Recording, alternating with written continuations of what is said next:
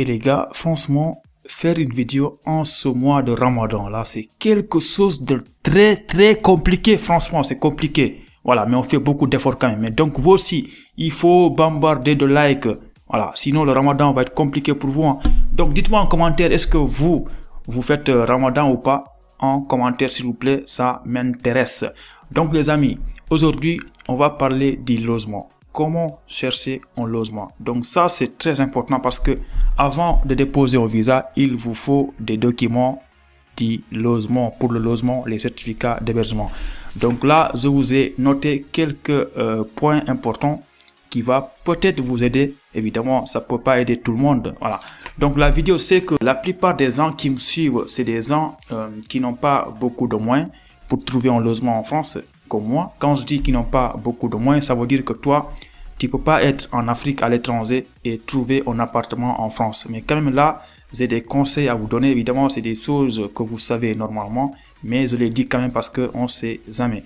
Donc les amis, première chose que je voulais souligner avec vous, c'est que trouver un logement, c'est quelque chose de très compliqué. Je dis pas ça pour vous décourager, mais c'est important de le savoir parce que je vois tout le temps des gens qui vont commencer à chercher un logement et très rapidement, au bout d'une semaine, ils vont voir que c'est compliqué, ils vont abandonner, ils vont dire que non, moi je peux pas avoir un logement. Donc ça, c'est la première chose à savoir. Trouver un logement, c'est pas facile. C'est compliqué pour toi, mais c'est compliqué pour tout le monde. Deuxième chose très importante à savoir sur le logement en France, c'est que il n'y a pas besoin d'avoir une famille en France pour trouver un logement en France. Je le dis parce que je vois tout le temps des étudiants se décourager au début parce que eux, ils n'ont pas de famille en France. Ils vont voir d'autres personnes qui ont une famille en France, qui vont trouver un logement facilement, ils vont se décourager. Donc retiens ça, il n'y a pas besoin d'avoir une famille en France pour trouver un logement en France. Bien sûr que s'il y a une personne qui a une famille en France, il va avoir beaucoup plus de facilité à trouver un logement. Mais c'est bien possible sans avoir de famille en France. Combien d'étudiants sont aujourd'hui en France sans avoir de famille en France? C'est possible. Voilà, il faut vraiment faire beaucoup de recherches sur le logement. Dans une précédente vidéo, je vous avais expliqué comment moi j'avais galéré à trouver un logement. D'ailleurs, c'est très bizarre. Là, je suis en train de vous faire une vidéo sur comment chercher un logement. Alors que moi, il y a un an, c'est moi qui galérais à trouver un logement. Mais c'est comme ça, tout problème a une solution. Ce n'est qu'une question de temps. Je vous avais dit qu'en France, il y a beaucoup de types de logements. Il y a des logements crous, il y a des logements en internat, il y a des logements où vous pouvez prendre un appartement ou bien un studio, tout ce que vous voulez. Mais il y a beaucoup de types de logements. Pour votre demande de visa, c'est bien possible de faire une réservation d'hôtel aussi. Voilà, donc les solutions de logement, il y en a beaucoup. Je sais que la plupart des étudiants qui regardent mes vidéos, c'est des gens qui n'ont pas de moyens. Quand je dis qu'ils n'ont pas de moyens, c'est-à-dire que toi, tu ne peux pas être au Sénégal ou bien en Côte d'Ivoire et trouver un appartement en France. Donc, dans cette vidéo-là, les conseils que je vais vous donner, je vais les diviser en deux parties. Donc, dans une première partie, on va vraiment parler des gens qui n'ont pas de moyens. Donc, après, on va donner des conseils pour ceux qui ont des moyens vraiment de prendre des appartements en France. Donc, on va commencer par les étudiants qui n'ont pas de moyens parce que sur cette chaîne YouTube là, je sais que 95% des gens qui sont là, c'est des gens qui vont forcément galérer à trouver un logement. Parce que vraiment, quand tu es au Sénégal, tu peux pas prendre un appartement en France comme ça. C'est compliqué. Même nous qui sommes en France, trouver un logement, c'est compliqué. Maintenant, imagine toi qui es au Sénégal ou bien en Côte d'Ivoire ou au Maroc, ça va être beaucoup plus compliqué. Donc là, comme je vous l'ai dit, trouver un logement en France, il y a beaucoup de possibilités. Mais parmi ces possibilités-là, il y a des possibilités qui sont très simples, qui sont abordables. Donc là, bien sûr, des choses que je vais vous dire là, c'est des choses que vous savez déjà. Donc les amis, pour ceux qui n'ont pas les moyens de prendre un appartement en France pour leur demande de visa, la première chose à faire quand vous êtes accepté, c'est de contacter les associations d'étudiants de votre pays.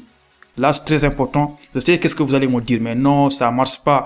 Première chose à faire, contactez l'association d'étudiants sénégalais ou bien ivoiriens. Donc, si vous êtes accepté à Lille, première chose à faire pour trouver un logement, c'est d'aller sur Internet, taper association d'étudiants sénégalais à Lille. Si vous êtes béninois, tapez association d'étudiants béninois à Lille. Donc là, bien sûr, je ne sais pas si c'est pareil dans tous les pays, mais au Sénégal, dans toutes les grandes villes, il y a des associations d'étudiants sénégalais. C'est ça qu'il faut faire en premier pour ceux qui n'ont pas les moyens. Maintenant, une fois que tu as contacter les associations d'étudiants sénégalais de ton pays. Comment faire ça? Il suffit d'aller taper tout ça. Maintenant, normalement, ils ont un site internet et tu vas aller dans ce site internet là. Tu vas tomber soit sur un numéro de téléphone WhatsApp ou bien sur une adresse mail, excuse-moi. Donc, tu vas les envoyer un message. Normalement, tu vas tomber sur le président et tu vas lui demander des papiers d'hébergement. Normalement, ils sont là pour ça. Pas que pour ça, mais ils sont là en majorité pour aider les étudiants étrangers à déposer leur visa avec des certificats d'hébergement. Mais attention, souvent, quand tu vas demander des papiers d'hébergement à une association d'étudiants, ils vont te demander deux choses. La plupart, ils vont te demander déjà de prouver que toi, tu es accepté en les donnant une attestation d'acceptation, mais aussi ils vont te demander très souvent une pièce d'identité, ton passeport. Pourquoi ils font ça? Parce que il y a beaucoup d'étudiants qui vont demander des papiers d'hébergement, ils vont lui donner ça, alors que lui il n'est pas accepté, il va aller vendre ces papiers-là à d'autres personnes. Ça c'est vrai, il y a des choses comme ça qui se passent. C'est pourquoi ils vont te demander des documents comme ton acceptation et ton passeport. Donc vraiment, c'est une chose qui marche tout le temps, pas à 100%, mais c'est la première chose à faire. Mais attention, il y a une chose très importante à savoir avec les associations d'étudiants de ton pays, c'est que eux, ils vont te donner des documents d'hébergement, mais c'est pas pour t'héberger très longtemps. Ils vont t'aider pour déposer ton visa, mais une fois en France, il faut que tu te débrouilles pour trouver un appartement, un logement. Ils vont t'héberger bien sûr, peut-être une semaine ou bien un mois, le temps que tu trouves une solution, mais ils pourront pas te prendre tout le temps. Voilà. Donc vraiment, les associations d'étudiants de ton pays, ça c'est mon premier conseil. Maintenant, tu vas me dire, tu sais pas comment faire. À la fin de la vidéo, je pense que je vais aller sur mon site internet, je vais taper par exemple association d'étudiants sénégalais au Havre pour te montrer comment ça fonctionne. Donc les amis, un deuxième conseil que je vais dire aux étudiants qui me suivent, qui n'ont pas beaucoup de moyens de trouver un appartement en France, c'est que si vous êtes accepté, je vais insister là-dessus, si vous êtes accepté, il faut le dire à tout le monde. Quand je dis à tout le monde, pas à toutes les personnes que vous croisez dans la rue, mais moi je connais des étudiants qui sont acceptés, mais qui le disent à personne, alors qu'ils ne peuvent même pas trouver un logement. Si tu es accepté, dis-le aux gens que tu connaisses, comme ça ils pourront t'aider. Par exemple, moi, quand j'étais accepté à Grenoble l'année passée, je ne l'ai pas gardé pour moi, je l'ai dit à mes amis, avec les personnes avec qui j'étais à Goltapé, je l'ai dit à tout le monde, comme ça, eux, s'ils ont une solution d'hébergement, ils pourront m'aider. Si tu dis à personne, tu vas rester là sans logement. Dites-le aux personnes que vous connaissez, que ce soit vos anciens camarades de classe qui sont aujourd'hui en France ou bien vos connaissances à l'université, dites-le à tout le monde, comme ça ils pourront vous aider pour le logement. Une dernière chose pour les étudiants qui n'ont pas de moyens de trouver un logement, c'est très important ça aussi, c'est que avant Campus France, il exigeait de trouver un logement dans la même ville où vous êtes accepté. Par exemple, si toi tu es accepté à Lille, il faut trouver un logement à Lille. Mais maintenant, heureusement, les choses ont changé. Si vraiment tu es accepté à Lille, par exemple, tu cherches un logement à Lille plusieurs fois, tu ne trouves pas, tu peux trouver un logement dans une autre ville. Et après, qu'est-ce que tu vas faire? Tu vas écrire une attestation, une lettre explicative pour dire, par exemple, moi, j'ai pas réussi à trouver un logement dans la ville où je suis accepté, mais j'ai trouvé un logement à Paris. Maintenant, une fois en France, je vais tout faire pour trouver un logement dans la ville où je suis accepté. Ça fonctionne à 100%. C'est un document accepté à l'ambassade, la lettre explicative. Donc là, je vais résumer un peu. Pour trouver un logement, il y a beaucoup de façons de faire pour trouver un logement, mais je vous conseille fortement, la première chose à faire, c'est de contacter les associations d'étudiants de votre pays en tapant sur Internet. Donc là aussi, retiens que ça marche pas tout le temps, mais c'est la première chose à faire. La deuxième chose à retenir pour le logement, c'est un logement pour ceux qui n'ont pas les moyens, c'est vraiment d'en parler à tout le monde, d'en parler à vos amis, à vos camarades de classe, à vos connaissances qui sont en France, parce que c'est eux qui pourront vous aider. La troisième chose à retenir dans cette vidéo-là, c'est que si vous n'avez pas trouvé un logement dans la ville où vous êtes accepté, essayez de trouver dans une autre ville et écrire une lettre explicative. Maintenant les amis, on va passer à une autre partie là, c'est pour ceux qui ont les moyens de prendre un appartement en France. Bien sûr, si toi, tu es étudiant au Sénégal ou bien au Maroc ou bien en Algérie et que tu as les moyens, si tu es accepté, la première chose à faire, c'est de contacter les agences immobilières en France pour essayer de trouver ton propre appartement ou bien un studio. Voilà, donc ça fonctionne. Ça demande beaucoup d'argent, mais si toi, tu es capable de payer ça, bah vas-y fonce parce que tu auras beaucoup plus de sens au visa. Maintenant, il y a une autre chose aussi qui est possible pour ceux qui ont les moyens, c'est de faire une réservation d'hôtel. Donc si toi tu es accepté dans une ville et que tu n'as pas de logement, si tu as les moyens, tu fais une réservation d'hôtel. Donc là aussi, pas pour une semaine, fais minimum un mois et là aussi après tu vas écrire une lettre explicative pour dire que toi tu as fait une réservation d'hôtel, mais une fois en France tu vas tout faire pour trouver un logement, voilà, un appartement. Donc ça fonctionne aussi à 100%. Donc une chose aussi très importante que tu peux faire si tu as les moyens, c'est de contacter via des annonces avec des sites comme le Bon Coin ou bien Airbnb. Moi je vous avais pas dit ça, mais quand je suis arrivé en France, au début j'étais dans des Airbnb. Voilà, il m'est arrivé d'être dans des Airbnb ou bien dans des hôtels le temps de trouver un logement. Évidemment tout ça demande beaucoup d'argent, mais si toi tu as les moyens, il faut le faire parce que ça va beaucoup t'aider pour le visa. Donc les amis, je pense qu'on va pas aller trop loin. Je vais vous montrer déjà comment chercher un logement en tapant sur internet les associations d'étudiants sénégalais ou bien de votre pays, si c'est la Côte d'Ivoire ou si c'est le Bénin. Donc désolé les amis pour ceux qui étaient là pour avoir une technique facile, une sorte de magie pour trouver un logement sans bouger de leur place, c'est pas possible. Trouver un logement, il n'y a pas de secret.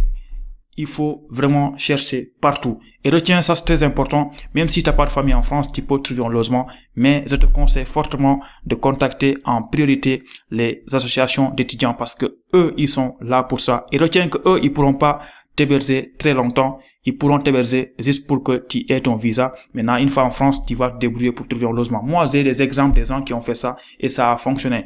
Quand j'étais à Dakar avec mes potes, Bassirou qui est aujourd'hui au Le Mans, je sais pas si c'est à Le Mans ou bien au Le Mans, et l'autre là qui s'appelle Prési qui est à Lille. Ils avaient fait ça. Ils ont envoyé un message sur WhatsApp au président de l'association d'étudiants.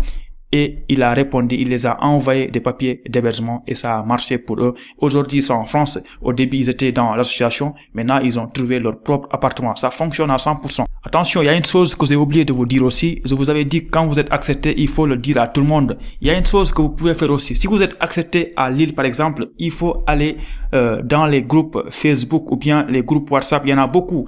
Il faut dire que moi, je suis accepté à Lille. Est-ce qu'il y a des gens ici qui connaissent? Voilà. Il faut dire comme ça. Souvent, il y a des gens qui vont vous dire viens en PV parce que moi j'ai des solutions. Il faut le dire à tout le monde, il faut l'envoyer partout. Voilà. Si vous êtes accepté, personne ne pourra le changer. Il y a des gens qui pensent que ils sont acceptés, il faut le dire à personne sinon voilà, porte malheur. Non, ça porte pas malheur. Vas-y, dis-le à tout le monde, ils vont pas changer ton acceptation en refus. Donc les amis, là, vraiment, je suis pas en pleine forme. Je sais pas si cette vidéo-là, elle est claire ou pas, parce que avec le Ramadan là, vraiment, c'est compliqué de faire des vidéos. Je sais même pas qu'est-ce que je raconte. J'ai envie de boire, j'ai envie de manger. Voilà. Donc, les amis, dites-moi en commentaire, dans quelles conditions vous passez le Ramadan?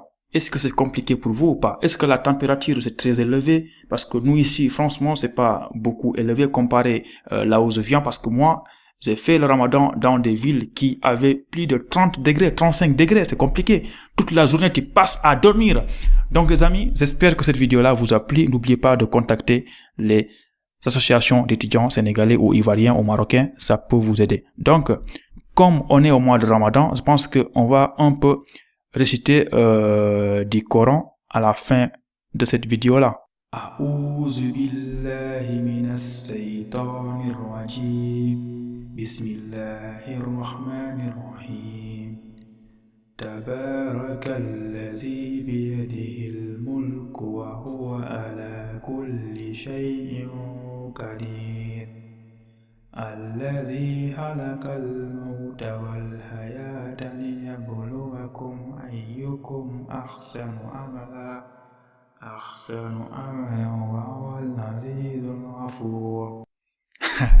C'est bien, Sadakallahu l'azim. Donc les amis, on se dit à très bientôt pour une nouvelle vidéo. Allez, ciao, à bientôt.